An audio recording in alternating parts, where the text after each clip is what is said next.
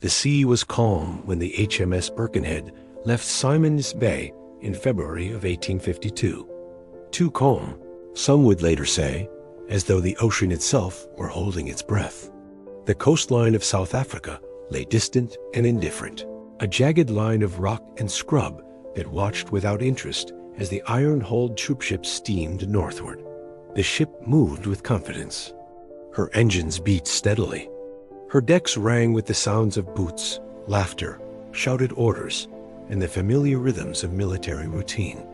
She was young, modern, and believed to be strong an iron vessel in an age still learning what iron could endure.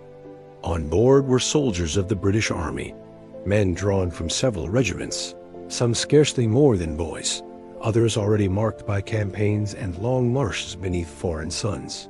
They slept where they could, wrote letters they would never finish, and joked loudly in the way men do when pretending the future is something far away. Among them were women and children wives following husbands, families bound to duty rather than choice. They occupied the quieter spaces of the ship, where children pressed their faces to the railings and stared at the endless water, unaware that the sea beneath them was already measuring the distance to the rocks. Below the waterline, the iron hull cut smoothly through the dark. The officers trusted the charts. They trusted the calm. They trusted the ship. No one aboard knew how close they were to disaster. Night came gently. Stars appeared one by one, mirrored faintly on the water. The wind was light. The sea was smooth. The lookouts peered into darkness that revealed nothing unusual. The Birkenhead steamed onward. Her bow pointed north. Her crew relaxed in the belief that nothing lay ahead but open water. The soldier felt it before he heard it. A vibration passed up through the iron deck and into his boots, subtle but wrong. The kind of sensation that tightens the stomach before the mind understands why. He had been half asleep, back against a bulkhead, rifle resting beside him. The feeling pulled him awake. For a heartbeat, everything was quiet. Then the sound came. Metal tearing. Not a crash, not an explosion. A long, grinding scream, as though the sea itself were peeling the hull open with invisible hands. He was on his feet before he realized he had moved. Below deck, water burst through ruptured iron plates with explosive force. Men were thrown from hammocks, lanterns smashed. Cold seawater surged inward, filling compartments faster than thought could keep pace. On deck, confusion spread in waves. What was that? Stand fast. Below decks flooding.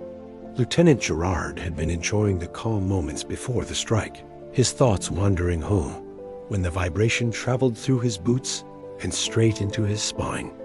He knew instantly that this was no minor incident. Iron did not behave this way unless something had gone terribly wrong. He ran for reports that barely had time to form. The truth rose with the water. The Birkenhead was mortally wounded. The woman woke to her child crying. At first, she thought it was another creak of the ship, another harmless sound. But the floor beneath her feet was wet, cold. The ship tilted just enough to make her sway. She gathered her son into her arms as voices rose above her boots pounding. Orders shouted with new urgency. She told herself not to panic. She told herself iron could not fail so easily. Her child did not believe her. He clung to her neck, frightened not by understanding but by instinct. His world had begun to slide. Below deck, engineers fought the flood with desperate speed. Hands slipped on valves. Boots disappeared beneath rising water. One man was knocked flat by the force of it and pinned against a bulkhead until others dragged him free. Someone shouted that the bow was breached. Someone else shouted for the pumps. Someone prayed. Above, the officer did the math without writing it down. There were lifeboats, too few, and they were badly placed. Orders rang out, sharp and controlled. Women and children first. The soldier found himself standing in formation without being told. Training took over where panic threatened. Men gathered instinctively, straightening, aligning shoulder to shoulder on the sloping deck. Water washed over their boots, then their ankles. Some stared at the boats being lowered. Some looked at the stars. No one moved. The woman reached the deck holding her child. Cold air struck her face. Lantern light flickered across terrified faces. She saw soldiers standing in silent rows as the water crept higher around their legs. Only then did she understand. A hand guided her forward. Someone lifted her child. She stepped into a boat she did not remember reaching. She looked back once. She would never forget what she saw. Men standing quietly as death approached. No shouting, no rushing, just waiting. The child would remember the sound later in life. Not the screams, but the absence of them. The sea roaring while the men remained silent. Time stretched unbearably. Minutes felt like hours. The water climbed from ankles to knees, from knees to thighs. The ship tilted further. A man coughed as seawater soaked into his coat. One soldier thought of his mother's kitchen. Another remembered a girl's laugh. Another felt nothing at all. Lieutenant Gerard walked the line, meeting eyes, offering no false hope. Steady, men, they were. The ship groaned again, a deep wounded sound. Iron failed below them. The officer felt the deck lurch and knew the end was seconds away. The bow disappeared without ceremony.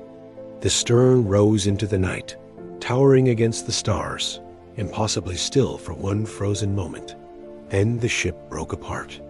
Men were thrown into the water.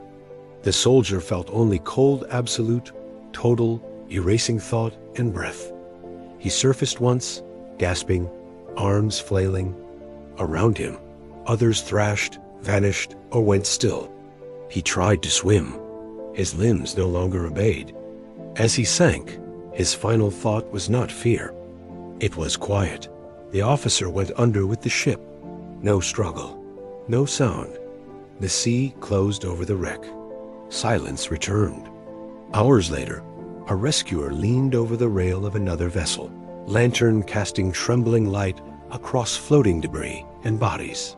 He hauled survivors aboard, some sobbing, some silent, some staring through him as though already elsewhere. One man seized his arm with sudden strength. They stood, he whispered. They didn't move. At dawn, survivors huddled together, wrapped in blankets, faces gray with shock. Some stared at the horizon, some wept. Some sat very still, afraid that movement might shatter what remained holding them together.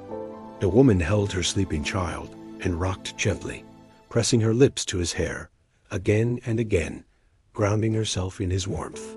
Around her, voices murmured fragments of memory. They waited. They knew. I saw them standing. Years later, when survivors spoke of the wreck, the story never changed. Not the angle of the ship, not the rocks, but the stillness. The rescuer would write it down. I have seen courage in battle, he wrote, but I have never seen men meet death as they did that night, without disorder, without complaint, without thought of themselves. The sea kept the wreck. Iron rusted. Wood dissolved, but the silence endured. History would call it the Birkenhead Drill, but those who were there knew it had no name. It was simply men standing where they were told to stand, for as long as they could stand, so others might live.